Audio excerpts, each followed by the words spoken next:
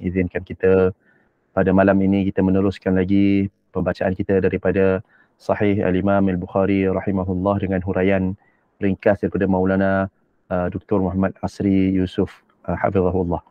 Alhamdulillah malam ni adalah kelas yang ke-6 kalau tak silap saya, yang ke-7. Yang ke-7 kalau tak salah saya. Tapi sebelum kita mulakan, saya nak tanyalah kepada semua, gambar jelas tak, suara jelas tak sebelum kita mulakan supaya saya tak cakap seorang. Dan Alhamdulillah jelas Ustaz. Alhamdulillah. Dan saya nak mengulang baliklah jawapan untuk kelas yang lepas. Sebab mungkin ada orang tak tengok dalam chat ataupun dalam grup WhatsApp. Jadi siapa-siapa yang tengok rakaman daripada YouTube, mungkin dia akan tengok jawapan yang minggu lepas tu. Jadi saya nak bagi tahu siap-siap lah, jawapan minggu lepas tu agak keliru sikit, terbalik dengan jawapan yang sepatutnya tentang soalan berkenaan dengan Kitabul Atraf. Apa maksud Kitabul Atraf? Saya bagi tahu pada minggu lepas, pada kelas yang lepas saya kata Kitabul Atraf kitab menuliskan hadis secara penuh. Tapi yang sebenarnya dia terbalik Kitabul Atraf dia menuliskan hadis tu secara ringkas dan dia tuliskan di mana hadis penuh tu nak didapati di mana. Macam tu. Tu Kitabul Atraf. Terbalik yang saya sebut. Kitabul Atraf, kalau kita nak cari hadis penuh, buka Kitabul Atraf. Contoh Kitabul Atraf, saya boleh tunjuk contoh lah untuk malam ni. Ni contoh Kitabul Atraf. Ni Tuhfatul Ashraf Bima'rifatil Atraf. Kitab Tuhfatul Ashraf Bima'rifatil Atraf. Ni contoh Kitabul Atraf yang dikarang oleh Al-Mizzi ataupun Al-Muzzi. Ni contoh kalau kita buka contoh satu, mana-mana lah kita buka daripada dia susun hadis dia ni dalam Tuhfatul Ashraf ni. Al-Mizzi tulis hadis, disusun hadis berdasarkan huruf. Huruf ni maksudnya huruf orang yang meriwayatkan lah, musnad.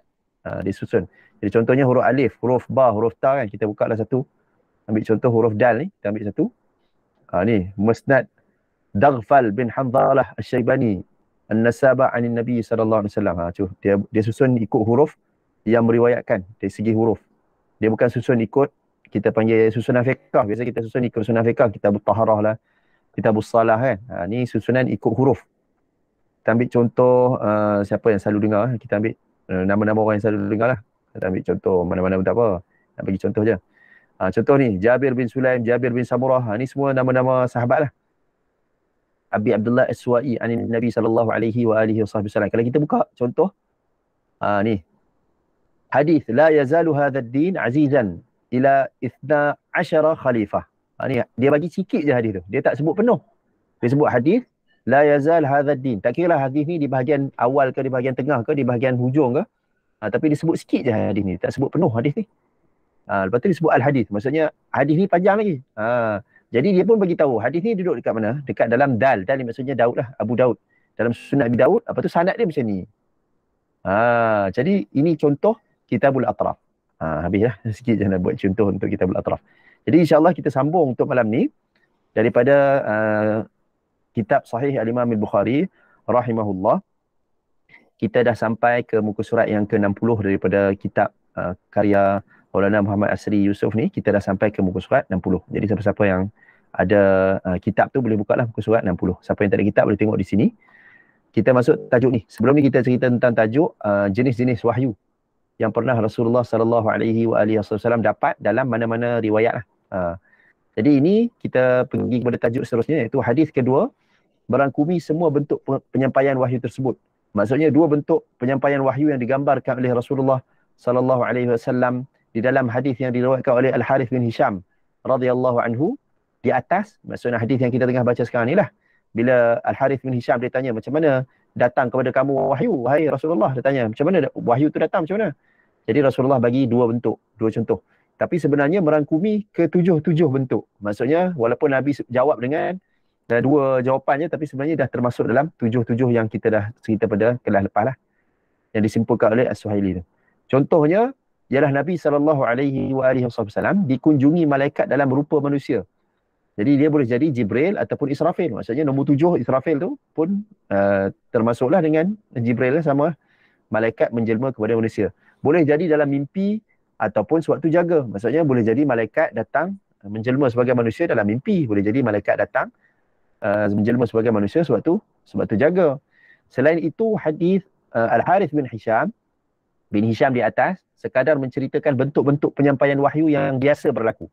Jadi jawapan Nabi kepada Al-Harith ni cerita tentang wahyu yang biasa-biasalah kepada Rasulullah sallallahu alaihi wasallam sahaja, atau ia menceritakan tentang bentuk yang tidak dikongsi oleh orang-orang lain yang bukan merupakan para nabi. Bentuk kelima dan keenam misalnya bukan biasa. Yang kelima dan keenam dalam rumusan As-Suhaili itu bukan biasa. Dia berlaku hanya 2 kali sahaja kepada Rasulullah sallallahu alaihi wasallam. Bentuk pertama dan kedua pula pada zahirnya bukan khusus untuk nabi sahaja. Dia dialami juga oleh para aulia ataupun orang biasa sekalipun. Jadi ini contoh-contoh wahyu lah. Wahyu boleh datang dalam bentuk yang bukan nabi pun boleh dapat. Dalil yang paling lengkap dan mencakupi semua bentuk penyampaian dan penerimaan wahyu ialah firman Allah Subhanahu wa taala dalam surah Asy-Syura. A'udzu billahi minasyaitonir rajim. Wa ma kana li basharin an yukallimahu Allah illa wahyan aw min wara'i hijabin aw yursila rasulan fayuhiya bi idnihi ma yasha' innahu 'aliyyun hakim. Dan tidak mungkin bagi seorang manusia bahawa Allah berkata-kata dengannya kecuali dengan perantaraan wahyu. Jadi diberi ilham ataupun mimpi, atau dari belakang tabir dengan mendengar sahaja kalam ilahi. Dia mendengar kalam ilahi tapi dia tak melihat. Atau dengan mengutus utusan, iaitu malaikat. Lalu utusan itu menyampaikan wahyu kepadanya dengan izin Allah akan apa yang dikehendakinya. Sesungguhnya dia Allah Maha Tinggi lagi Maha Bijaksana. Surah Asy-Syura ayat 51. Habis. Okay, habis cerita tentang wahyu. Jadi kita dah fahamlah wahyu. Maulana Asri ringkaskan, rumuskan. Kita nak cerita tentang hadis dalam bab ni. Dalam hadis ni, kita nak cerita tentang macam mana Nabi SAW datang wahyu. Jadi apa maksud soalan tu? Adakah maksudnya malaikat datang macam mana? Ataupun wahyu tu datang macam mana? Sebab kalau kita tanya wahyu tu datang macam mana? Wahyu tu datang lah. Kalau tanya sebab jawapan Nabi cerita malaikat datang macam mana? Kita kadang-kadang dia menjelma sebagai manusia. Tekan wahyu menjelma sebagai manusia. Yang menjelma tu ialah malaikat. Jadi kita dah cerita tentang perkara tu, soalan tu. Sekarang kita masuk kepada soalan seterusnya, iaitu apa maksud salsalatil jaras? Seperti salsalatil jaras. Salsalatil jaras, jaras ni maksudnya loceng. Salsalah ni bunyi lah dalam bahasa Arab disebut bunyi. Salsal tu asalnya bunyi lah. Salsal. Asalnya bunyi, jadi dia jadi perkataan. Ialah bunyi seperti gemercing loceng atau bunyi seperti rantai besi yang dihentakkan berterusan di atas kepingan besi yang lain. Jadi bunyi berdesing tu lah. Bunyi berdesing tu. Sebelum melanjutkan perbincangan tentang suara atau bunyi seperti gemercing loceng, kita semua harus ingat bahawa tafsiran setengah ulama tentang suara loceng tersebut adalah suara Allah Subhanahu wa taala, bukan bererti mereka menerima konsep tajsim. Jadi kalau kita tengok dalam huraian ni ada setengah ulama yang kata bunyi seperti loceng tu adalah suara Allah. Jadi adakah dia mentajsimkan Allah Taala? Masuk tajuk mujassimah pula dah. Jadi jangan salah sangka macam tu. Jadi dia apa maksud tajsim? Maksudnya mempercayai Allah tu ada jisim, ataupun tashbih, maksudnya mengatakan Allah ni sama seperti makhluk. Maksudnya sama seperti loceng. Jangan macam tu. Apatah lagi menyifatkan suara Allah Taala ni seperti bunyi gemercing loceng. Bukan. Bukan maksud setengah ulama yang kata ini suara ni ataupun bunyi ni bunyi Allah Taala ni, bukan maksudnya dia kata bunyi loceng, bunyi Allah macam bunyi loceng, bukan. Tapi ia adalah satu ibarat dari Nabi SAW menggambarkan bentuk datangnya wahyu tersebut. Maksudnya Nabi nak cerita macam mana wahyu tu datang. Wahyu tu datang seperti bunyi. Dia dengar, Nabi dengar bunyi. Macam kita boleh dengar bunyi loceng macam tu. Bukannya menyamakan bunyi loceng dengan suara Allah Ta'ala. Tak. Tapi menyamakan bunyi dengan bunyi. Okay, jadi itu dalam hadis riwayat Al-Harith bin Hisham di atas sebagai bentuk yang paling berat kepada Nabi SAW. Okay, sekarang baru kita cerita apa maksud salsalatil jaras mengikut pendapat para ulama. Salsalatil jaras iaitu bunyi gemercing loceng telah ditafsirkan dengan berbagai-bagai pendapat oleh para ulama. Antara lainnya ialah yang pertama, gemercing loceng dimaksudkan oleh Nabi SAW bukanlah benar-benar seperti bunyi loceng, suara loceng. Sebaliknya ia merupakan satu kiasan kepada suara atau nada yang tidak mampu difahami pengertian di sebaliknya oleh akal manusia biasa. Sama seperti dentingan loceng yang tidak membawa apa-apa makna. Jadi ini pendapat pertama ulama lah. Dia kata bila Nabi sebut salsalatil jaras bukan maksud bunyi seperti loceng, tapi Nabi nak kata macam kita tak faham bunyi loceng tu kan, kita tak boleh nak terangkan. Bunyi loceng tu maksudnya apa? Macam kalau kita dengar bunyi loceng kan. Kata kering, kering maksud apa? Jadi kita tak boleh nak terangkan. Macam tu juga. Bila wahyu datang, dia datang dalam bentuk bunyi yang kita tak boleh nak faham. Akal kita tak boleh nak terangkan. Tu bunyi apa? Macam tu. Tapi pengertian di sebaliknya mampu difahami oleh individu yang diberi keistimewaan. Maksudnya, kalau Nabi ini sebab dia dah diterima, diutuskan sebagai Nabi penerima wahyu, jadi dia fahamlah bunyi itu maksudnya apa. Dia boleh faham dalam hati dia tahu maksud dia adalah Al-Quran ke, ayat Quran ke, ataupun apa-apa, wahyu. Seperti para Nabi dan malaikat-malaikat yang tertentu. Setelah memahaminya, mereka boleh mengolahnya dalam bahasa masing-masing. Sebab tu kita boleh baca Quran dalam bahasa Arab. Jadi kalau tak, bunyi yang asalnya, ini pun satu persoalan. Baru-baru ni pun saya baru dengar juga lah. Ada orang tanya, adakah Allah Ta'ala bercakap Arab? Tu jadi boleh jawab soalan ni dengan pendapat pertama ni. Jadi maksudnya, dia sebenarnya bunyi tapi difahami oleh Nabi dan Nabi olahkan dia. Macam tu. Dalam bahasa Arab. Okey, yang kedua pula, ini pendapat pertama. Pendapat yang kedua, ulama kata gemercing loceng yang dimaksudkan oleh Nabi SAW bukanlah wahyu itu sendiri, tapi ia merupakan alamat ataupun tanda untuk menarik perhatian sebelum datang wahyu. Maksudnya kalau dengar bunyi loceng tu, maksudnya ini wahyu tengah nak datang lah ni. Gambaran yang paling mudah faham ialah suara deringan telefon. Senang nak faham kan? Bila bunyi telefon, kering-kering. Bunyi telefon, kita tahulah ada orang tengah telefon. Kita angkat barulah kita bercakap apa isi mesej yang dia nak sampaikan. Perbualan sebenar selepas deringan. Jadi ini senang nak faham, zaman sekarang ni senang nak faham. Hal ini disifatkan oleh Nabi SAW sebagai sama seperti suara gemercing loceng. Antara tokoh ulama hadis yang berpendapat begini ialah Syekhul Islam Pakistan, iaitu Maulana Syabbir Ahmad Uthmani. Ini Syekhul Islam Pakistan. Syekhul Islam ni maksudnya apa? Mufti lah. Mufti Pakistan. Tapi pendapat ini disangkal oleh ulama-ulama yang berpendapat bahawa suara tersebut sebenarnya adalah kandungan wahyu itu sendiri. Maksudnya ada ulama yang kata, dah ni bukan bunyi apa nama, kita panggil apa, bunyi panggilan sebelum mulakan wahyu. Ini memang bunyi wahyu. Jadi ini ada ulama yang sangkal pendapat yang kedua ni. Kerana menurut mereka, Nabi SAW telah menggambarkan bahawa bunyian tersebut sebagai bentuk yang paling berat diterima oleh baginda. Kalau ia bukan kandungan wahyu, kenapa ia turut mengandungi sesuatu yang berat? Macam kalau kita dengar bunyi telefon, tak berat lagi. Bila kita dah angkat, barulah kita dapat berita. Sama ada berita tu berita sedih ke, berita marah ke, berita gembira ke kan? Sekadar bunyi telefon belum rasa berat lagi. Jadi ini dipertikaikanlah ataupun dipersoalkan oleh ulama yang menolak pendapat Maulana Syabbir tadi. Yang ketiga, gemercing loceng yang dimaksudkan oleh Nabi SAW adalah suara Jibril alaihissalam. Nabi SAW mendengarnya dalam satu bahasa yang hanya mampu baginda sifatkan sebagai suara loceng. Jadi sebenarnya ada bunyi, tapi Nabi tak ada bunyi yang Nabi dengar, bukan bunyi loceng, tapi Nabi tak boleh nak bagi tahu apa bunyi itu bunyi apa, tapi ia boleh disifatkan, kita boleh sifat macam bunyi loceng lah. Namun baginda dapat mengingati dan memahaminya dengan baik, di samping dapat pula mengolahnya dalam bahasa baginda sendiri. Suara atau bentuk fizikal Jibril hanya mampu didengar dan dilihat oleh para Nabi alaihimussalatu-wassalam sahaja. Maksudnya, kalau ada orang sebelah Nabi, dia tak dengar suara Jibril itu, tapi Nabi dengar. Panca indera manusia biasa di dunia ini tidak akan tertanggung menerima impaknya. Ini pendapat yang ketiga.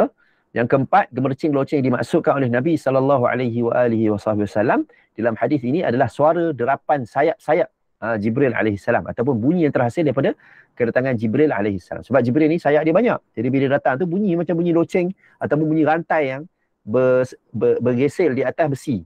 Bunyi macam tu. Jadi bunyi macam kalau kita kata sekarang ni bunyi berdengung lah, berdengung. Kalau kita duduk dalam hutan, tiba-tiba kita dengar bunyi nyamuk waktu maghrib tu. Dengar bunyi berdengung. Macam tu. Jadi itu bunyi sayap sebenarnya. Macam tu dalam pendapat yang keempat ni. Di dalam sebuah hadis, Nabi SAW pernah menggambarkan rupa asal Jibril alaihissalam yang pernah dilihat baginda. Ia adalah malaikat yang mempunyai 600 sayap dan setiap sayapnya bagai bertatahkan permata-permata yang bergemerlapan. Jadi setiap kali Jibril mengepakkan sayapnya, ia akan menghasilkan bunyi gemercing seumpama itu. Sebab dia ada permata kan kat sayap tu. Jadi dia bunyi. Ini pendapat Syekhul Hadis Darul Ulum Deoban, iaitu Maulana Hussein Ahmad Madani rahimahullah. Jadi ini Syekhul Hadis dekat Darul Ulum Deoban. Syekhul Hadis tu maksudnya Syekh mengajar hadis. Ada orang tak puas hati sebut Syekhul Hadis tak puas hati. Tenang je lah gelaran. Yang kelima, gemercing loceng yang dimaksudkan oleh Nabi SAW adalah suara deruan gerombolan malaikat yang mengeringi Jibril alaihissalam. Oleh kerana jumlah para malaikat mengiringi rombongannya amat besar, ia menghasilkan satu bunyian sama seperti kumpulan lebah yang menghasilkan bunyi deruan yang tersendiri. Keadaan ini juga menggambarkan bahawa kedatangan wahyu adalah melalui suatu kawalan yang amat ketat. Oleh itu tidak mungkin sama sekali wahyu boleh diganggu oleh kesuciannya dapat dicemari oleh tangan-tangan kotor syaitan dan kuncu-kuncunya, lebih-lebih lagi malaikat Jibril yang menyampaikan disifatkan oleh Allah Subhanahu Wa Taala sebagai malaikat yang gagah perkasa melalui firman-Nya, A'udzubillahi minasyaitonirrajim, 'Allamahu syadidul quwa. Dia, yakni Muhammad, diajar oleh Jibril yang gagah perkasa, syadidul quwa. Ini pendapat yang kelima. Yang keenam, menurut sesetengah ulama, ia merupakan bunyi yang dicipta khusus oleh Allah Subhanahu Wa Taala dengan kekuasaannya di dalam wahyu tertentu yang disampaikan kepada Nabi sallallahu alaihi wasallam. Yang keenam ni ringkas je lah maksudnya. Dia kata bunyi gemercing loceng tu bunyi yang Allah ciptakan untuk bunyi wahyu lah. Macam kalau kita kata kan, macam mana bunyi ayam? Bunyi ayam macam bunyi ayam. Kata sama tak macam bunyi itik lah. Bunyi ayam macam bunyi ayam. Dia sama macam bunyi apa? Bunyi ayam macam bunyi ayam. Sebab apa? Sebab dia makhluk tertentu. Ayam adalah satu makhluk. Jadi macam tu juga bunyi ni adalah bunyi yang Allah SWT ciptakan untuk wahyu tu. Jadi kalau ada wahyu, bunyinya macam ni. Jadi bunyi ni makhluk Allah Ta'ala yang Allah cipta. Senang. Yang keenam ni. Yang ketujuh, ada juga ulama hadis berpendapat bunyi itu adalah suara sebenar para malaikat. Itulah suara sebenar kalau tidak diterjemahkan ke dalam bahasa Melayu. Bahasa manusia, bunyinya macam loceng. Menurut yang ke-8, menurut Syah Waliullah rahimahullah, bunyi seperti itu terhasil akibat daripada terhentinya fungsi panca indera, terutamanya diri penglihatan lahir. Pada masa yang sama, ia diganti oleh diri pendengaran batin. Sebagaimana apabila diri penglihatan terganggu, pada ketika itu akan kelihatanlah seperti kepada mata bermacam-macam warna yang tidak menentu. Kadang-kadang kelihatan merah, kadang-kadang pula kelihatan kuning, biru, hitam, gelap dan sebagainya. Jadi ini pendapat Syah Waliullah. Bagi Syah Waliullah, bunyi seperti gemercing loceng itu kinayah ataupun kiasan kepada terhentinya fungsi diri penglihatan, pendengaran. Pendengaran yang lahir, pendengaran yang zahir yang kita guna sekarang ni, daripada mendengar apa-apa bunyi ataupun suara di alam musyahadah. Alam musyahadah ni alam kita lah. Alam kita dia panggil alam musyahadah. Alam yang kita boleh nampak dengan panca indera. Supaya jiwa Rasulullah sallallahu alaihi wasallam tertumpu sepenuhnya kepada wahyu yang disampaikan dan baginda sallallahu alaihi wasallam menerimanya dengan penuh kesedaran dan penumpuan perhatian. Jadi ini pendapat Syah Waliullah. Maksudnya apa? Dia bunyi ni sebenarnya tak ada bunyi, tapi dia adalah bila kita terhenti, bila senyap. Macam kita sekarang ni sebenarnya ada je, kalau saya nak buat kiasan ni ada je. Kalau kita tiba-tiba senyap, kita, telinga kita ni ada seolah-olah macam dengar bunyi berdesing kan. Sebenarnya tak ada bunyi apa. Jadi berdesing tu adalah lambang kepada nak mulakan pendengaran batin dia panggil. Pendengaran daripada suara wahyu. Yang sekarang ni kita tengah dengar suara panca indera. Bila dia senyap tu, bila dah mula berdesing tu maksudnya permulaan kepada pendengaran batin. Tu pendapat Syah Waliullah. Yang ke-9, wahyu yang datang dalam bentuk bunyi yang digambarkan oleh Rasulullah sallallahu alaihi wasallam seolah-olah suara gemercing loceng itu adalah suara Allah Subhanahu Wa Taala sendiri yang berbicara secara langsung dengan baginda sallallahu alaihi wasallam. Namun sebagaimana telah disebutkan di atas, para ulama yang berpendapat sedemikian tidaklah menyifatkan suara Allah sama seperti suara loceng. Bukan. Ya. Tapi ia hanya satu kiasan atau gambaran yang menunjukkan bahawa suara tersebut adalah satu suara yang tidak mampu difahami oleh manusia biasa, sama seperti suara loceng tidak membawa apa-apa maksud kepada bahasa kita.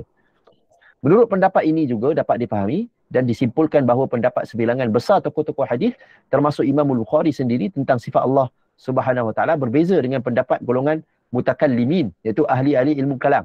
Ini masuk perbincangan akidah sikit. Ilmu kalam ni maksud ilmu yang membincangkan tentang sifat Allah menggunakan kaedah ilmu kalam.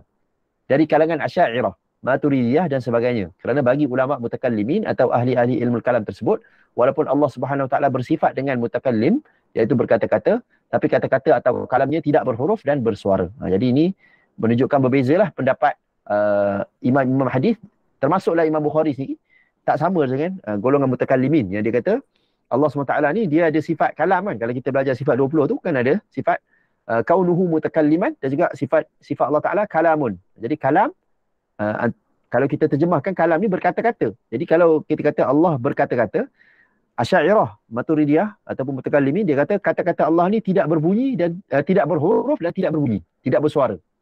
Dia tidak berhuruf, tidak bersuara. Itu kalam Allah. Tapi di sisi ulama hadis ada yang berpendapat kata ada suara tapi tak sama macam manusia. Macam tu. Ada bunyi lah, maksudnya ada bunyi. Kalam Allah ni ada bunyi. Sebaliknya Imam Bukhari dan juga ulama hadis yang lain mengatakan kalam Allah itu berbunyi, bersuara. Jadi kalau kita terjemah suara ni nampak macam kita menyamakan Allah dengan makhluk kan. Tapi dalam bahasa Arab suara ni maksudnya bunyi lah, bunyi. Dalam bahasa Arab ni tak ada beza antara bunyi dan suara. Perkataan dia sama.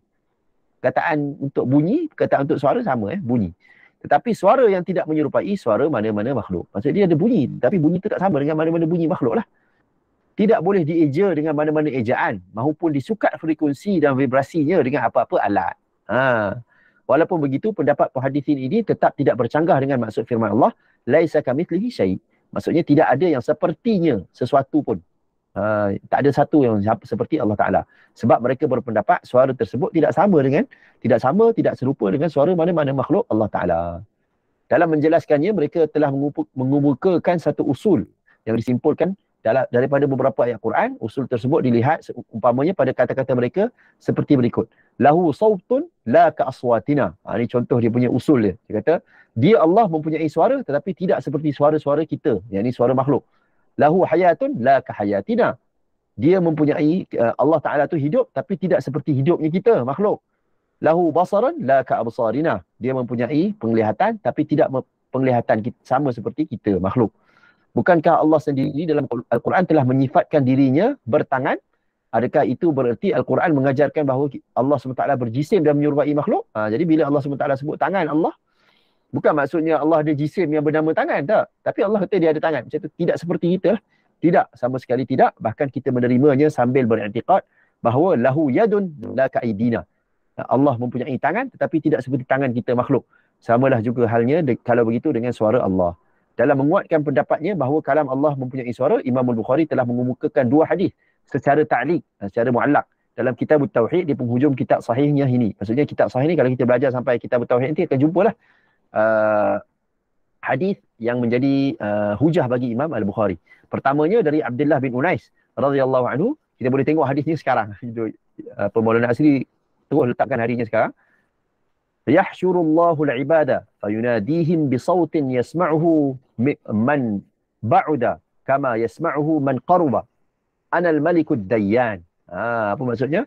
Allah Subhanahu Wa Taala akan mengumpulkan manusia dan akan menyeru mereka dengan satu suara yang boleh didengari oleh orang yang jauh sebagaimana didengari oleh orang yang dekat.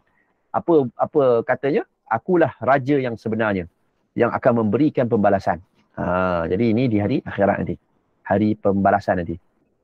Di dalam hadis ini Nabi SAW telah menyebutkan dengan jelas sekali bahawa Allah Subhanahu Wa Taala akan menyeru hamba-hambanya dengan satu suara. Malah suara tersebut mampu didengari oleh mereka dengan jelas. Maksudnya orang jauh dekat semua dengar dengan jelas dan baik sekali. Dan keduanya, maksudnya ada dua hujah kan, Imam Bukhari bawakan. Yang kedua adalah satu riwayat mauquf daripada Ibnu Mas'ud radhiyallahu anhu. Tadi riwayat mu'allaq maksudnya tak sebut sanad dia, terus sebut Abdullah bin Unais. Yang kedua ni riwayat mauquf maksudnya dari Ibnu Mas'ud, tak sampai kepada Nabi ya. Begini ya dia punya riwayatnya. Idza takallama Allahu bil wahyi sami'a ahlus samawati syai'an fa idza fuzzi'a an qulubihim wa sakana as-sautu 'arafu annahu al-haq wa nadaw madza qala rabbukum qalu al-haq. Bermaksud apabila Allah bercakap dengan memberi wahyu, penghuni-penghuni langit mendengar sesuatu. Dia dengar benda, dia ada dengar. Setelah dihilangkan ketakutan dari hati mereka dan suara itu telah terhenti, sedarlah mereka bahawa itu adalah suara yang benar. Mereka bertanya-tanya sesama sendiri, apakah yang telah dititahkan, disebutkan, dikatakan oleh Tuhan kamu? Sebahagian di antara mereka menjawab, Tuhan telah menitahkan kebenaran. Hadis ini juga jelas menunjukkan percakapan Allah itu didengari penghuni-penghuni langit dan ia merupakan suara, dia ada bunyi. Inilah antara hadis yang dijadikan sebagai sandaran oleh Al-Imam Al-Bukhari dalam menyabitkan pendapat beliau. Dengan suara yang samalah Allah Subhanahu Wa Taala telah berkomunikasi secara langsung dengan nabinya sallallahu alaihi wasallam dari balik tabir ataupun kita sebut min wara'i hijab yang ada dalam hadis dalam ayat Quran tadi. Golongan Asy'ariyah memang tidak bersetuju dengan pendapat ini. Jadi kalau kita belajar akidah Asy'ariyah dia kata tak betul pendapat ni, tak setuju dengan pendapat yang kata Allah ada suara tapi tak sama dengan suara makhluk. Dia tak setuju. Ia sekaligus membuktikan bahawa Imam Bukhari bukan dari kalangan salaf yang sependapat dengan golongan Asy'ariyah dalam masalah ini. Maksudnya apa? Bila Maulana Asri sebut macam ni, dia kena nampak ni, jelas ni. Dalam kalangan salaf, pun ada yang berpendapat seperti Asy'ariyah, dalam kalangan salaf pun ada pendapat yang seperti Imam Bukhari pegang. Sama je. Semua dua-dua pun ada dalam golongan salaf. Lihat Fathul Bari jilid 1 muka surat 20 dan lain-lain lah. Umdatul Qari, Fadlul Bari, Abwab Tarajim, Syarh Tarajim Abwab Sahih Al-Bukhari, ni semua buku surat dia boleh rujuk sini. Sekarang ni buku surat 64 daripada tulisan Maulana Asri. Okey, terus kepada tajuk yang seterusnya. Sebab kita dah sebut, kena masuklah tajuk ni. Maksudnya dah termasuk sikit dalam perbincangan mengenai sifat Allah Ta'ala, kena masuklah tajuk sikit, iaitu perbezaan pendapat di kalangan ahli sunnah wal jamaah dalam furu' aqidah. Okay, ini satu persoalan lah. Adakah akidah ni dia ada furu'? Maksudnya akidah ni, adakah dia ada cabang? Adakah akidah ni ilmu usul? Maksudnya setengah orang dia kata usuluddin adalah akidah. Maksudnya kalau sebut usuluddin adalah akidah, siapa yang belajar akidah semuanya usul lah. Jadi dia kata dalam akidah ni semuanya usul. Dan ada orang kata tak, di dalam ilmu akidah pun ada furu' dia. Maksudnya dalam ilmu akidah pun ada cabang dia. Ada orang kata tak, akidah tu usul, fiqh tu furu'. Fiqh furu'. Jadi ada kata tak, bukan macam tu. Dalam akidah ada usul, ada furu'. Dalam fiqh pun ada usul, ada furu'. Jadi macam tu. Jadi ada perbezaan pendapat dalam kalangan ahli sunnah wal jamaah sendiri. Maksudnya masih lagi ahli sunnah wal jamaah. Tapi perbezaan ni dalam furu' akidah. Bukan usul akidah, tapi furu' akidah. Apa dia? Perbezaan dia apa dia? Tiada khilaf di kalangan ahli sunnah wal jamaah tentang Allah mempunyai sifat kalam. Jadi ahli sunnah wal jamaah semuanya bersepakat bahawa Allah SWT ada sifat namanya kalam. Asy'ariyah ke ataupun ahli hadis ke, sama dia sebut sifat Allah Ta'ala adalah kalam, ada kalam. Kan kita belajar pun dalam sifat 20 ada kalamun. Lepas tu kaunuhu mutakalliman pula kan. Iaitu berkata-kata, terjemahan dia berkata-kata. Kerana itu mereka mengatakan dia, yakni Allah, mutakallim, maha berkata-kata. Semua mereka menerima kalam Allah itu adalah suatu sifat yang sememangnya ada pada zatnya, zat Allah Ta'ala. Mereka cuba berbeza pendapat tentang kalam Allah itu berhuruf atau bersuara ke ataupun tidak. Maksudnya berhuruf ataupun berbunyi ke tak. Itu saja. Jadi usulnya kalam. Maksudnya Allah ni ada sifat nama kalam. Furu' dia, adakah kalam tu berbunyi ke tidak berbunyi. Macam tu. Dia punya khilaf dekat furu' dia. Usul dia ada. Terima. Semua orang terima. Semua ahli sunnah jemaah terima. Golongan mutakallimin berpendapat ia tidak berhuruf dan tidak bersuara. Golongan muhaddisin pula, ulama hadis, berpendapat ia berhuruf dan bersuara. Sementara segolongan muhaddisin yang lain pula berpendapat ia bersuara tetapi tidak berhuruf. Perbezaan pendapat seumpama itu masih termasuk dalam bab furu' akidah. Furu' akidah. Ia tidaklah sampai mengeluarkan mana-mana golongan tersebut daripada keluarga ahli sunnah wal jamaah yang besar. Maksudnya ahli sunnah jamaah ni keluarga besar. Di bawah dia ada banyak pendapat yang dalam furu'. Walaupun percakapan tersebut berkaitan dengan usul dan akidah. Maksudnya kita kata sekarang ni, akidah ni ilmu usul ke tak? Memang akidah tu namanya ilmu usuluddin. Tapi di dalam akidah pun ada furu'. Tapi ia masih berada di peringkat furu'ul usul. Ataupun furu' akidah sahaja. Belum lagi sampai ke tahap usulul usul. Maksudnya betul-betul asas akidah. Hafiz Ibn Hajar, Syekhul Hind, Maulana Muhammad Anwar Shah Al-Kashmiri, Syekh Zakaria dan ramai lagi tokoh-tokoh hadis yang lain turut mentarjih pendapat Imam Bukhari dan mengaitkannya dengan logik. Kenapa Nabi SAW menyifatkannya sebagai bentuk penurunan dan penyampaian wahyu yang paling berat.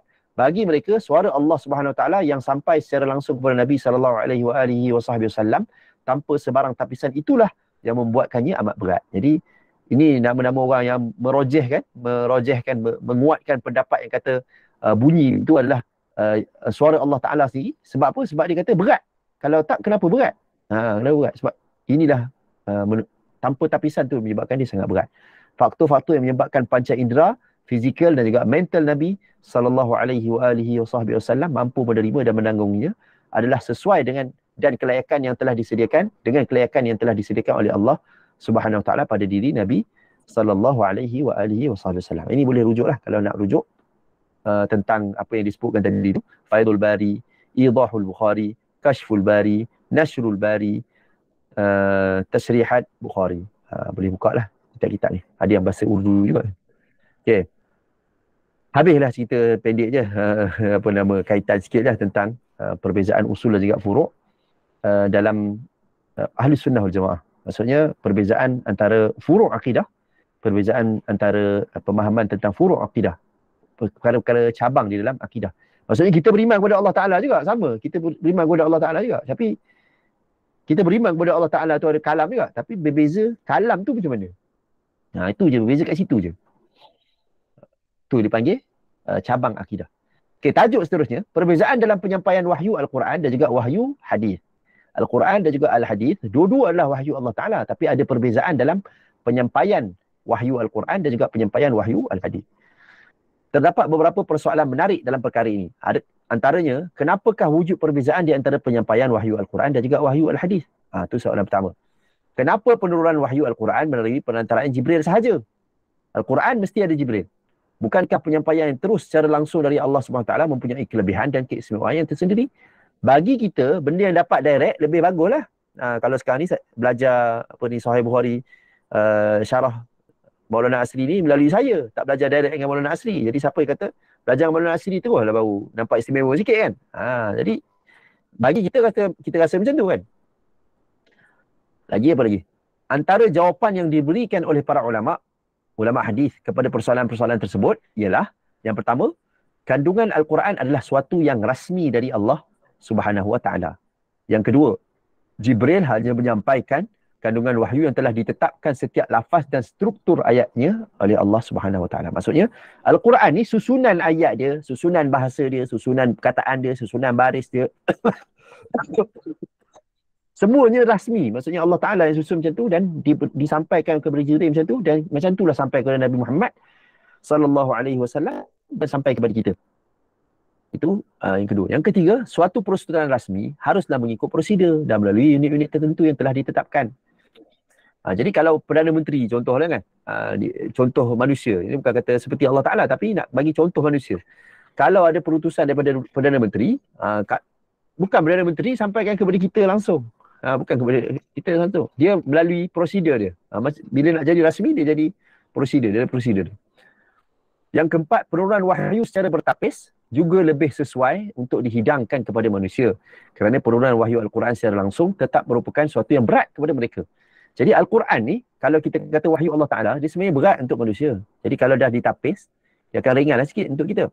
Yang kelima, bentuk kedatangan wahyu yang berat juga bertujuan melatih jiwa Nabi SAW menerima dan menanggung beban wahyu-wahyu yang akan menyusul kemudian. Jadi kadang-kadang Nabi dapat juga wahyu dalam bentuk langsung ni, supaya menjadi latihan untuk hati Nabi ni boleh menerima benda yang berat-berat.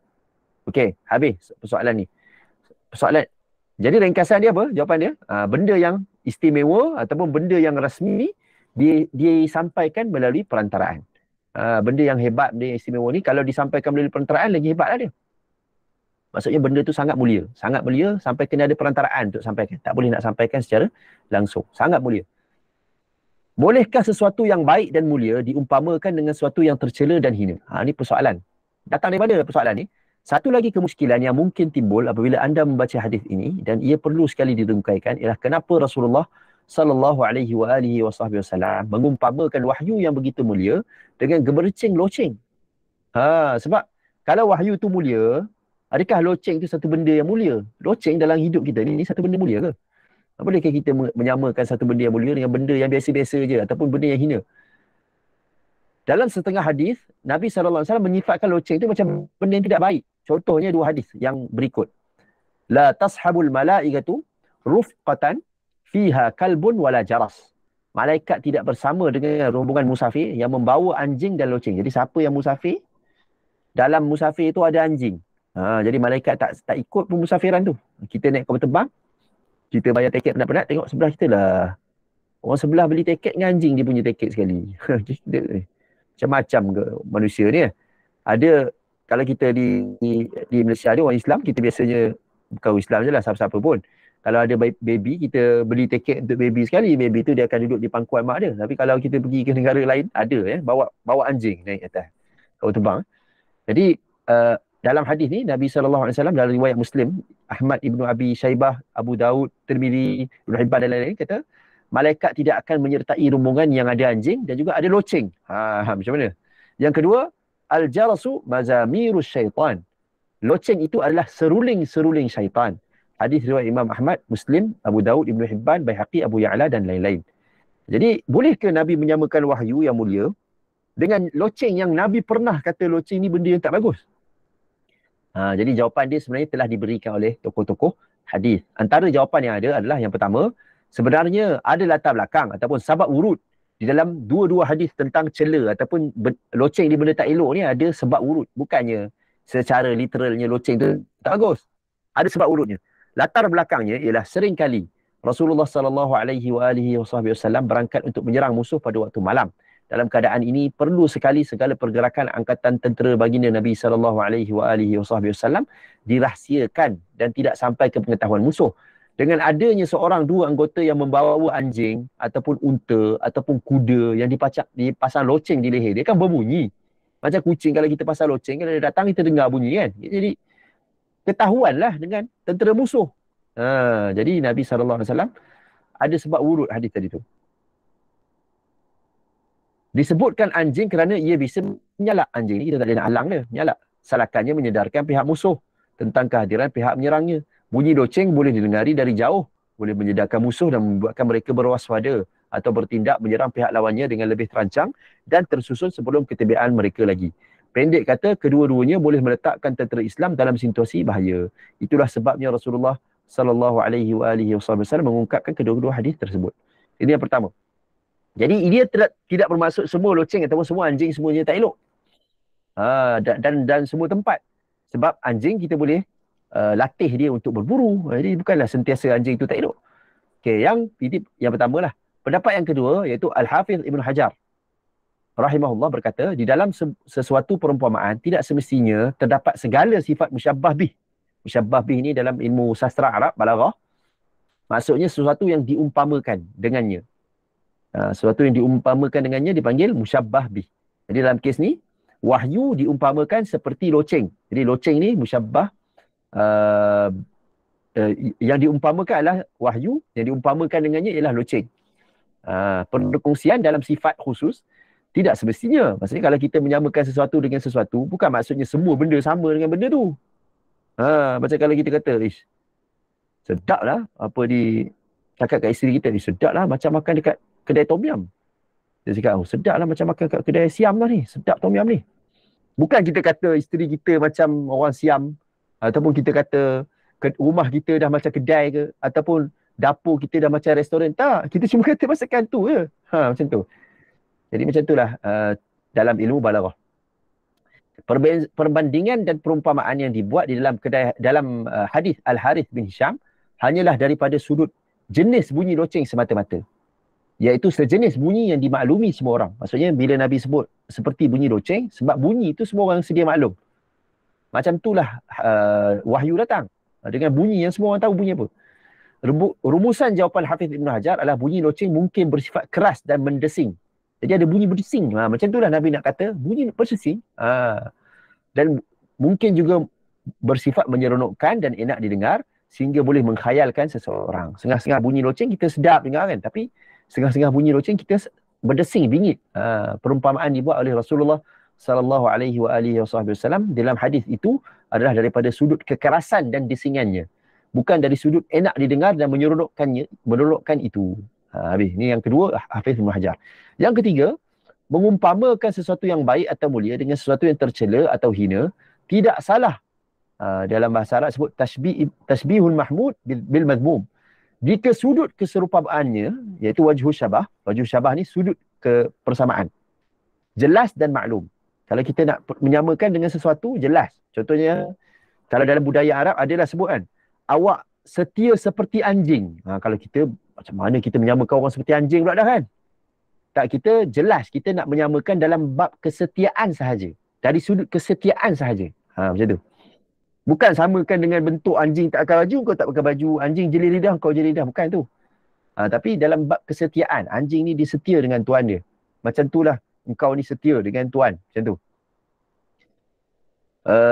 Sudut keserupaan, yang disebut wajhu syabah tadi, di antara wahyu dan suara malaikat dengan loceng yang tersebut dalam hadis Al-Harith bin Hisham adalah bunyi yang berterusan. Macam bunyi rantai kalau kita letak dekat, kita seret dekat atas besi kan, dia bunyi macam tu. Nak kata bunyi yang berterusan tu, bertubi-tubi dan tidak dapat dibezakan sebahagiannya dengan sebahagian yang lain. Bunyi yang tidak mempunyai huruf, tidak ada makhraj yang berbeza dan berlainan. Tak ada huruf. Bunyi tu kita tak boleh nak hurufkan. Apakah bunyi loceng? Kita pun tuliskan. Nying. Ada ke?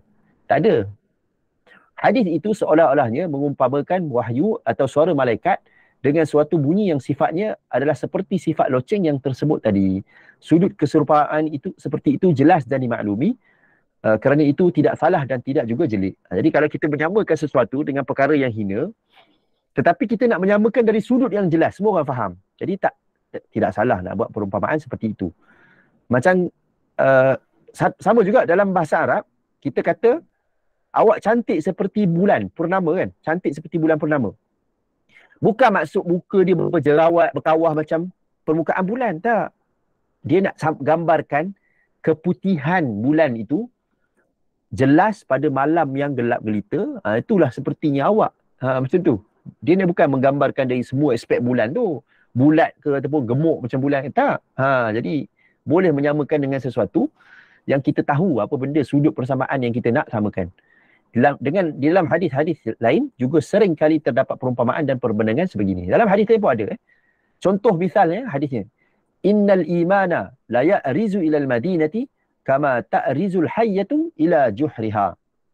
Jadi sesungguhnya iman akan kembali ke Madinah. Jadi macam kita ni ramai orang suka sebar hadis akhir zaman kan. Akhir zaman nanti keimanan ni akan kembali ke Madinah. Semua orang duk kutuk negara Arab, kata kenapa negara Arab teruk. Dalam hadis sebut Nabi SAW kata sesungguhnya iman akan kembali ke Madinah juga. Seperti mana ular, hayah ni ular sawa, ular besar kembali ke lubang. Sedangkan ular dalam hadis lain kata ular ni benda binatang tak elok. Binatang tak elok. Kena bunuh pula tu. Macam mana Nabi boleh samakan dengan iman? Jadi ada je hadis Nabi menyamakan dengan sesuatu. Contoh Nabi samakan iman dengan ular. Nampak iman kan benda yang mulia kan? Macam mana ular yang berbisa, menakutkan, Nabi suruh bunuh tu nak. Walaupun di tanah haram pun kita boleh bunuh ular. Macam mana boleh disamakan dengan iman? Tapi Nabi bukan menyamakan dari aspek sepenuhnya. Ular tu, iman tu seperti ular tak? Nak cerita macam mana ular akan kembali ke lubangnya, macam tu juga iman akan kembali ke sarang yang asal iaitu Madinah. Habis. Dalam peristiwa Hudaibiyah, apabila sampai di suatu tempat iaitu Thaniyah. Thaniyah ni satu kawasan lah, nama dia Thaniyatul Wada'. Thaniyah. Unta Nabi SAW yang bernama Qaswa. Qaswa ni nama unta Nabi. Nabi ni dia suka bagi nama dekat benda-benda dia, dekat unta dia, dekat pedang dia nama. Kita kalau antara sunnah yang kita tak buat lah, kita tak bagi nama kadang-kadang. Kucing kita bagi nama, tapi kalau haiwan tunggangan ni jarang orang bagi nama. Macam unta Nabi ada nama, keledai Nabi pun ada nama semua. Qaswa Nabi ni duduk tak nak berjalan. Walaupun didorong, maksudnya sahabat-sahabat tolak-tolak supaya dia bangun, dia tak bangun. Ketika itu berkatalah Nabi SAW kepada para sahabat, Khala'at al-Qaswa. Khala'atil Qaswa. Qaswa berdegil. Qaswa degil. Lepas tu, Nabi SAW sambung lagi. Ma khala'atil Qaswa wa ma dhaka laha bi khuluq walakin habasaha habisul fil. Qaswa tidak degil dan bukan begitu perangainya. Maksudnya bukan perangai Qaswa yang sentiasa degil. Tetapi ia dihentikan oleh Tuhan yang menghentikan tentera bergajah. Iaitu tentera Abrahah. Seperti mana Allah SWT menghentikan tentera bergajah, walaupun gajah tu besar kan, tapi dia terhenti, tak boleh nak serang Kaabah. Seperti itu juga Allah SWT yang menghalang Qaswa daripada berjalan. Jadi hadis riwayat Imam Bukhari. Dalam hadis ni Nabi membandingkan unta dengan gajah yang dinaiki Abrahah kan. Kita tahu gajah yang dinaiki Abrahah ni diserang oleh burung ababil. Diserang dengan burung lah, diserang oleh burung yang membawa batu daripada api. Takkanlah sama kot dengan unta Nabi. Tak sama. Jauh sekali perbezaan dia dengan gajah Abrahah tu. Tapi Nabi menyamakan dari aspek yang baik. Bukankah baginda Nabi SAW dengan para sahabatnya berangkat dari Madinah ke Mekah dengan tujuan yang suci, menghormati Baitillah. Ni dalam peristiwa Hudaibiyah tu lah. Nabi pergi daripada Madinah ke Mekah tu bukanlah nak pergi menyerang Kaabah macam Abrahah nak serang Kaabah.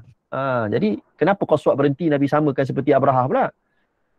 Jadi Nabi bukannya nak kata persamaan haiwan tu, tapi cuma nak kata Tuhan yang menghentikan sama dengan Tuhan yang menghentikan Qaswa. Sama. Bagaimana Nabi membuat perumpamaan? Jawabnya ialah Nabi SAW membuat perbandingan itu semata-mata untuk menunjukkan sifat sudut keserupaan yang berlaku dalam dua peristiwa berkenaan. Kedua-dua peristiwa itu, sudut keserupaan dia, wajhus syabah dia ialah kehendak Allah Ta'ala. Allah yang menghentikan Gajah Abraha, Allah juga yang menghendaki untuk menghentikan unta Nabi sallallahu alaihi wa alihi wasallam. Kehendak Allah jugalah yang menghalang kedua-duanya daripada sampai ke destinasi. Oleh kerana sudut keserupaan di dalam bandingan ini terang, tidak ada apa-apa yang salah, maka perumpamaan di dalamnya tidak dianggap keji dan jelik. Justru Rasulullah sallallahu alaihi wa alihi wasallam sendiri yang membuat perumpamaan seperti itu. Jadi kesimpulan dia apa? Musyabbah bih tidak menjelaskan keelokan musyabbah. Maksudnya benda yang kita nak umpamakan ni tidak terjejas kalau kita umpamakan dengan benda yang buruk. Kalau jelas apa benda sudut kita nak samakan tu. Ni nak tengok perbincangan dengan lebih lanjut, boleh buka Fathul Bari, Kashful Bari dan Nasyul Bari. Okey. Ini ada sikit ni ada sikit daripada juzuk daripada matan hadis. Terjemahan matan hadis. Nabi kadang-kadang cakap, lalu Nabi ingat apa yang disampaikan oleh malaikat. Ni kadang-kadang wahyu datang macam tu. Kadang-kadang malaikat itu menjelma sebagai seorang lelaki. Ni ada nombor 24. Jadi malaikat menjelma sebagai lelaki, kita tengok nombor 24. Beberapa persoalan tentang malaikat dan perbincangan mengenainya. Jadi sebab dah cerita tentang malaikat, kita masuk sikit ke perbincangan tentang malaikat. Macam ni dah cara belajar hadis. Syarah hadis memang macam ni. Setiap perkataan hadis tu, kalau ada kena-mengena dengan bahasa, kita akan terangkan bahasa dia. Ada kena-mengena dengan balaghah, sastra, kita akan terangkan sastra dia. Ada kena-mengena dengan rijal, perawi hadis, kita terangkan siapa perawi hadis tu yang menyampaikan hadis tu. Kalau ada kena-mengena dengan akidah, kita akan masuk ke perbincangan akidah. Kalau ada kena-mengena dengan fiqh, kita akan masuk ke perbincangan fiqh. Macam itulah. Jadi sekarang ni persoalan tentang malaikat pula. Yang pertama, apakah itu malaikat? Yang kedua, malaikat mana yang dimaksudkan oleh Nabi sallallahu alaihi wasallam sini? Dalam peristiwa ni, dalam jawapan kepada Hisham bin Harith ni, apa malaikat mana? Apakah yang terjadi kepada malaikat bila dia menjelma kepada manusia ataupun kepada apa-apa benda lah. Kalau malaikat tu jadi manusia, apa jadi kepada malaikat tu? Yang pertama, definisi malaikat. Apa maksud malaikat? Para ulama mutakallimin ni ulama ahli kalam, iaitu ulama akidah yang menggunakan metod ahli kalam.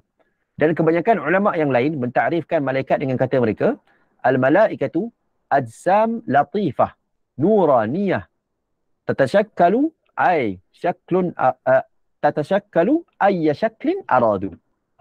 Malaikat adalah yang berjisim halus. Maksud ajsam latifah ni, latif ni maksudnya halus. Halus ni sampai kita tak nampak lah. Daripada nur, dicipta daripada nur. Mereka boleh membentuk, sekali boleh bertukar bentuk dengan apa-apa sahaja bentuk yang mereka kehendaki. Ini takrif daripada ulama, ramai ulama lah, daripada kebanyakan ulama.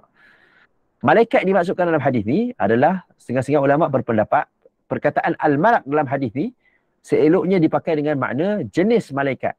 Ini kerana berdasarkan beberapa hadis, malaikat Israfil dan malaikat Bukit Bukau atau gunung-gunung, Malakul Jibal, pernah datang menemui Rasulullah sallallahu alaihi wasallam. Tetapi kebanyakan ulama berpendapat malaikat yang dimaksudkan di sini ialah malaikat Jibril. Jadi siapa yang dimaksudkan dalam hadis ni? Ada yang kata umum untuk semua jenis malaikat. Ada yang kata tak, malaikat di sini maksudnya Jibril. Malaikat di sini maksudnya Jibril. Sebab Jibril memang ditugaskan khusus untuk menyampaikan wahyu. Bila ditanya macam mana wahyu datang, jadi cerita tentang malaikat yang bawa wahyu je lah. Tak cerita tentang malaikat lain. Kerana termasuklah Rasulullah sallallahu alaihi wasallam sendiri dapat wahyu melalui malaikat Jibril. Sandaran mereka dalam perkara ini lainnya ialah firman Allah Subhanahu wa taala dalam 3 ayat dari surah Asy-Syu'ara. 3 ayat. A'udzubillahi minasyaitonir rajim. Nazala bihi ar-ruhul amin ala qalbika litakuna minal munzirin bilisanin arabiyyin mubin. Maksudnya, ia yakni Al-Quran dibawa turun. Al-Quran dibawa turun oleh Ar-Ruh Al-Amin, malaikat Jibril. Dipanggil Ruhul Amin. Satu roh ataupun namanya roh yang amanah. Al-Amin ni amanah lah. Malaikat Jibril yang amanah. Ayat 193. Ke dalam hatimu ala qalbika litakuna minal munzirin, supaya engkau yakni Muhammad menjadi salah seorang daripada orang yang memberi peringatan kepada umat manusia. Dan yang ketiga, ayat yang ketiga, ia diturunkan dalam bahasa Arab yang jelas.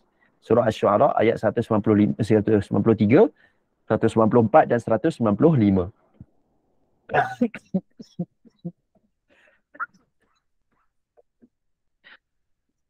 Sekarang muka surat 69 di dalam buku Maulana Asri.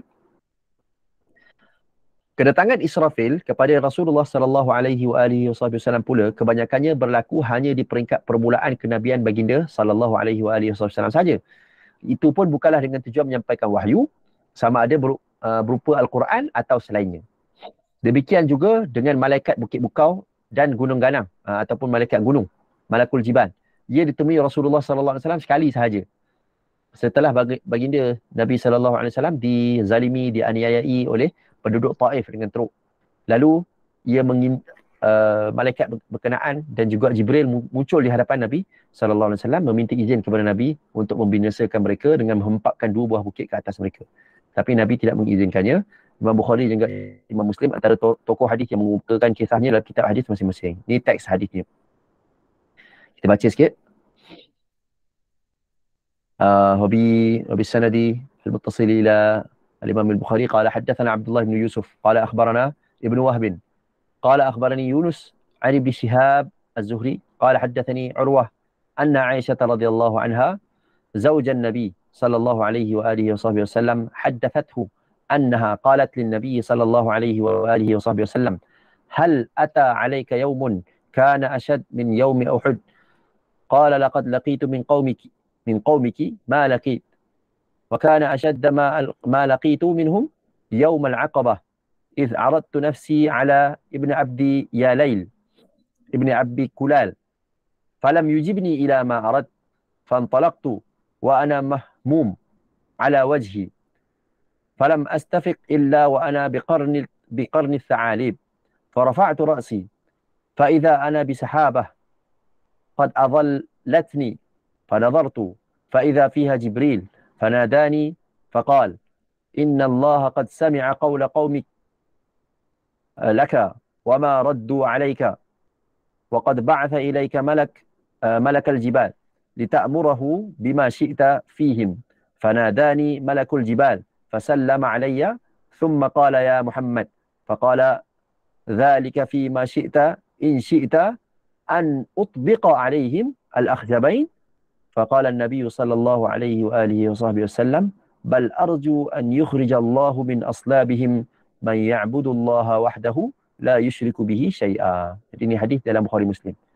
Aisyah isteri Nabi. Ringkaslah tak sebut sanad, terus pergi kepada isteri Nabi Aisyah radhiyallahu anha. Isteri Nabi sallallahu alaihi wa alihi wasallam meriwayatkan bahawa beliau pernah bertanya kepada Nabi sallallahu alaihi wa alihi wasallam, pernahkah berlaku kepadamu suatu hari yang lebih dahsyat dari hari Uhud? Hari Uhud ramai sahabat meninggal, keluarga Nabi pun ramai yang meninggal, saudara mara Nabi ramai yang meninggal, Nabi SAW sendiri cedera dalam peperangan Uhud. Jadi Aisyah tanya kepada Nabi, adakah ada hari yang lebih teruk daripada hari Uhud? Aisyah ingat macam kalah perang ni kira teruk lah kan. Tapi jawab Nabi SAW, sesungguhnya aku telah menderita bermacam-macam kesusahan kerana kaummu, tapi gangguan mereka yang paling dahsyat pernah aku alami. Maksudnya ada lagi teruk daripada Uhud. Kita ingat Uhud lagi teruk, tapi sebenarnya ada lagi teruk daripada hari Uhud, iaitu hari Aqabah. Peristiwa Aqabah ni, ketika aku mengemukakan diriku sebagai pesuruh Allah, maksudnya Nabi memperkenalkan diri dia sebagai Nabi di hadapan Ibnu Abi Yalail bin Abdi Kulal. Ini nama kabilah di Taif. Mereka tidak menyambut lah, tak sahut lah dakwah Nabi ni. Setelah meninggalkannya, aku keluar dalam keadaan sedih, tidak tahu ke mana harus dituju. Aku baru sedar setelah sampai ke Qarn Tha'alib. Maksudnya Nabi jalan tu dah tak sedar dah apa yang berlaku kan. Sebab sedih sangat. Mahmum, sedih sangat. Sampai ke satu tempat nama Qarn Tha'alib, aku mendongak ke atas, baru aku nampak segumpal awan telah menaungiku. Rupa-rupanya Jibril alaihissalam telah berada di dalamnya. Maksudnya awan tu ada Jibril. Dia menyeru aku dengan katanya, sesungguhnya Allah telah mendengar apa kata kaummu terhadapmu. Maksudnya kaum Taif tu kata apa kepada Nabi, Allah dah dengar lah. Dan apa reaksi mereka terhadap dakwah Nabi tu Allah dah dengar. Sekarang dia, yakni Allah, mengutuskan malaikat bukit kepada kamu. Sebab Taif ni ataupun negara Arab ni dikelilingi bukit-bukit. Engkau boleh menyuruh dia melakukan apa sahaja yang engkau mahu terhadap mereka. Malaikat bukit tu lalu bersuara. Dalam riwayat lain sebutlah malaikat tu menjelma lah. Nabi nampak malaikat bukit tu pula. Malaikat itu memberi salam kepada aku dan dia berkata, wahai Muhammad, terpulang kepadamu, aku akan menurut apa sahaja kehendakmu. Kalau engkau mahu, aku hempapkan 2 buah bukit ini ke atas mereka, nescaya akan kulakukannya. Maka sahut Nabi sallallahu alaihi wa alihi wasallam, jangan aku bahkan mengharapkan agar Allah mengeluarkan daripada sulbi mereka, maksudnya daripada keturunan mereka, orang yang akan menyembah Allah semata-mata. Orang-orang yang tidak menyekutukannya dengan suatu apa sekalipun. Ini hadis riwayat Imam Muslim, Bukhari, Ahmad, An-Nasai, Abu Awanah dan Tabrani dalam Al-Mu'jamil Awsat. Okay, habislah cerita tentang malaikat bukit tu menjelma sekali je kepada Nabi. Jadi tak perlu pun kita terjemahkan malaikat dalam hadis ni kepada malaikat bukit ataupun malaikat secara umum. Malaikat Jibril je dah cukup lah. Persoalan ketiga tentang malaikat, apakah yang terjadi kepada malaikat kalau dia jelma sebagai manusia? Ni pun soalan yang terakhirlah kepada malaikat. Maksudnya kalau malaikat tu jadi manusia, apa jadi kepada malaikat tu? Adakah dia mula dia rasa macam manusia lapar ke? Dia mula rasa nak makan nasi ke kan? Jadi sebab manusia makan nasi. Persoalan dan kemusykilan ini timbul menangkan banyak sekali hadis Rasulullah SAW menggambarkan saiz tubuh asal Jibril adalah sangat besar. Jadi bila jadi manusia besar ke? Macam tu. Kedatangannya menyebabkan ufuk langit terlindung. Kalau yang sebenarnya, malaikat dalam rupa sebenar, ufuk langit tu penuh dengan dia. Dengan malaikat satu je. Kalau begitu, bagaimana pula dia boleh datang dalam rupa sekecil rupa manusia? Macam mana dia jelma jadi manusia yang kecil? Kenapa tak menjelma jadi manusia besar macam penuh langit ni? Beberapa jawapan telah diberikan oleh para ulama. Sebahagian jawapannya adalah seperti berikut. Yang pertama, Imamul Haramain Al-Juwaini berpendapat Jibril boleh menjelma dalam rupa sekecil rupa manusia setelah zawaidnya, maksudnya bahagian-bahagian yang bukan utama, dilenyapkan. Zawaid ni bahagian-bahagian bukan utama badan. Ataupun zawaidnya tidaklah dilenyapkan terus, ia cuma dipisahkan sementara waktu. Setelah selesai menjalankan tugas, Allah menyambung kembali apa yang telah dipisahkan sebelumnya. Syekh Izzuddin bin Abdus Salam berpendapat, zawaid Jibril tidak dilenyapkan, ia hanya dipisahkan buat sementara waktu sahaja. Al-Hafiz Ibn Hajar menukilkan pendapat gurunya Syekhul Islam Al-Bulqini. Kata beliau, gurunya itu berpendapat apabila Jibril menjelma dalam rupa seorang manusia, dia sebenarnya masih kekal dengan rupa dan kejadian asalnya. Bezanya ialah pada ketika itu dia mengecilkan tubuh asalnya sehingga kelihatan sebesar seorang manusia biasa sahaja. Setelah selesai menjalankan tugasnya, dia kembali kepada rupa asalnya. Perbandingannya seperti kapas. Setelah dibusar dengan pembusar, kelihatan besar dan kembang. Kalau ditekan dan ditindih dengan sesuatu yang berat, ia kelihatan sangat kecil. Sesuatu yang besar boleh jadi kecil, tak berkurang apa-apa pun daripada kejadian sebenar kapas tadi. Habislah cerita tentang kalau malaikat jadi kecil ni, dia jadi apa? Malaikat jadi manusia ni jadi apa dengan tubuh asal malaikat tu? Ada yang kata hilang sementara, ada yang kata tak hilang sementara, dipisahkan sementara. Yang ketiga dia kata tak hilang, tak ke mana-mana, dia cuma dipadatkan saja jadi kecil. Apa terjadi kepada roh dan tubuh asal Jibril alaihi salam apabila ia menjelma sebagai manusia? Antara perkara yang dibincangkan oleh para ulama, bila dia menjelma sebagai manusia, di manakah terletaknya rohnya pada ketika itu? Adakah dalam tubuh asalnya yang mempunyai 600 sayap? Kalau begitu, yang datang kepada Rasulullah bukan roh Jibril, bukan juga tubuhnya. Atau rohnya berada dalam tubuh manusia jemaatnya. Kalau begitu, adakah tubuh asalnya pada ketika itu mengalami kematian ke? Ataupun dia kosong daripada roh? Ini semua persoalan-persoalan yang akan keluar kalau kita fikir. Bila dia menjelma jadi manusia, apa jadi dengan badan dia yang asal? Adakah roh dia keluar daripada badan tu? Maksudnya mati. Roh keluar dari badan, mati. Jadi persoalan-persoalan ni semua akan keluar kalau kita fikir. Antara jawapan yang ulama bagi, yang pertama, roh Jibril pada ketika itu berada dalam tubuh manusia. Tapi tidak bererti tubuh asalnya mati. Keadaannya tidak seubah seperti orang yang sedang tidur. Bila kita tidur, roh kita pun tak ada juga. Walaupun rohnya pergi entah ke mana, tapi tubuhnya tidak mati. Roh orang yang mati syahid juga berada di dalam burung berwarna hijau dalam syurga. Kan? Orang yang mati syahid dalam hadis sebut, dia dah masuk dalam, roh dia dah masuk dalam syurga, dalam burung. Tapi dia ada hubungan dengan tubuhnya kat bumi. Masih lagi ada hubungan. Yang kedua, hukum akal tidak mewajibkan berlaku kematian apabila roh berpisah dari badan. Sunnatullah atau hukum adat juga menentukan kematian berlaku dalam keadaan itu. Allah bagaimanapun tetap berkuasa melakukan sebaliknya. Walaupun hukum akal tak mewajibkan, Allah SWT ni kalau dia berlawan dengan hukum akal pun, Allah SWT tetap berkuasa juga. Yang ketiga, Al-Hafiz Ibn Hajar berpendapat, apabila Jibril menjelma sebagai manusia, ia tidak bererti ia betul-betul telah menjadi manusia. Ia cuma muncul dalam rupa manusia dengan tujuan menjinakkan orang yang hendak dihubunginya. Dalam keadaan itu, zawaidnya, itu bahagian-bahagian utama tadi, tidak lenyap atau musnah, bahkan ia mungkin malah ia tersembunyi sahaja dari pandangan orang. Maksudnya, dia menjelma tu, kita je nampak dia macam manusia. Tapi sebenarnya dia sama je. Dia masih lagi makhluk malaikat juga. Cuma kita je, manusia je ataupun Nabi je nampak dia macam orang. Yang keempat, takrif malaikat yang diberikan sebelum ini sudah jelas menunjukkan malaikat tu jisim halus. Daripada cahaya boleh berupa dengan apa-apa saja. Jadi kalau kita terima takrif yang disebutkan tadi, awal-awal tadi, dia jisim halus yang boleh menyerupai apa-apa lah. Jadi akan ada lagi mustahilan ke kalau Jibril datang dalam bentuk lelaki pun. Perbahasan yang sama tentang zawaid yang lenyap musnah tu tidak akan ada sama sekali. Dengan perbahasan tentang roh ataupun roh dengan jasad tu tidak begitu bererti dah. Tak perlulah bincang tentang perbahasan tadi kalau kita jelas tentang takrif malaikat tadi kan. Tambahan pula dengan jelas dalam Al-Quran dan Sunnah bahawa Jibril telah datang dalam bentuk berbagai-bagai rupa, maka seharusnya diterima sahajalah tanpa mempersoalkan kaifiat dia. Ini dipanggil jalan tafwid. Ni kalau penutup untuk malam ni. Tafwid maksudnya menyerahkan hakikat kepada Allah dipanggil tafwid. Kita kata Allah sahaja yang tahu macam mana keadaan dia. Tak payah fikirlah. Allah tahu. Itu dipanggil tafwid. Tafwid. Sebaliknya diambil apabila berhadapan dengan perkara-perkara seperti ini. Jadi kalau ada cerita-cerita gaib, cerita pasal malaikat, cerita pasal bentuk syurga, bentuk neraka dah ada. Benda-benda gaib kita terima dengan konsep tafwid saja. Maksudnya seserahkan kepada Allah Ta'ala. Allah SWT tahu, lebih tahu, tidak memberi kesan pun kepada kita kalau kita tak tahu sekarang. Sebab belum masanya lagi. Tak ada kesan kepada kita. Tapi kalau nak tengok perbincangan tentang semua yang kita sebutkan tadi, bolehlah rujuk kepada buku-buku ni. Wallahu alam, ini sahaja untuk malam ni. Kalau ada soalan, saya buka dulu kepada persoalan. Kalau tak ada pun, Alhamdulillah. Maaf lah, macam laju sikit malam ni. Itulah. Sebab tajuk banyak. Nak cover hadis satu je. InsyaAllah. Okay, kalau ada soalan, silakan. Kalau tak ada pun, Alhamdulillah.